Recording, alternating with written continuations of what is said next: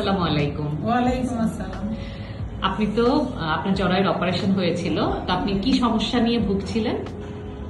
আমি তো জরায়ের অপারেশন নিয়ে ভুগছি অনেক দিন, তিন চার বছর ধরে অনেক ভুগছি, অনেক ডাক্তার দেখাইছি। তারপরে ওনারাও বললো যে ভালো হয়ে গেছে, তারপরে আবার সমস্যা দেখা দিছে, তারপরে আরো 2 ডাক্তার দেখাইছি। কিন্তু আপনার কাছে আসার পরে তো আমি এখন অপারেশন করলাম। আপনি অনেক ভালো ডাক্তার। আপনি আপনার চিকিৎসা আমি অনেক খুশি। আপনি অনেক ভালোভাবে আমাকে ট্রিটমেন্ট করছেন। আপনার তো মাসিকের সময় অতিরিক্ত রক্তপাত হতো, ব্যথাও করতো।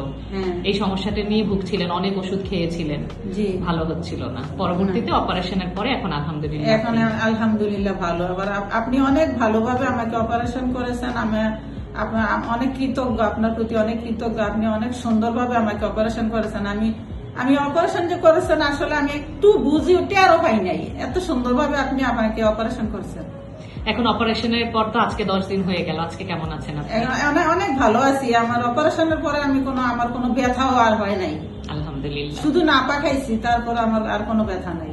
অনেক সুন্দরভাবে আপনি আমাকে অপারেশন করাইছেন। আলহামদুলিল্লাহ। আপনার ডায়াবেটিস ছিল, হাইপার টেনশন ছিল, জি জি জি, তো সবকিছু আল্লাহর রহমতে অনেক সমস্যা ছিল, জি। কিন্তু আমার কোনো কিছুই বুঝি নাই। আপনি আমাকে সুন্দরভাবে ট্রিটমেন্ট করছেন। অনেক ভালো ডাক্তার আপনি।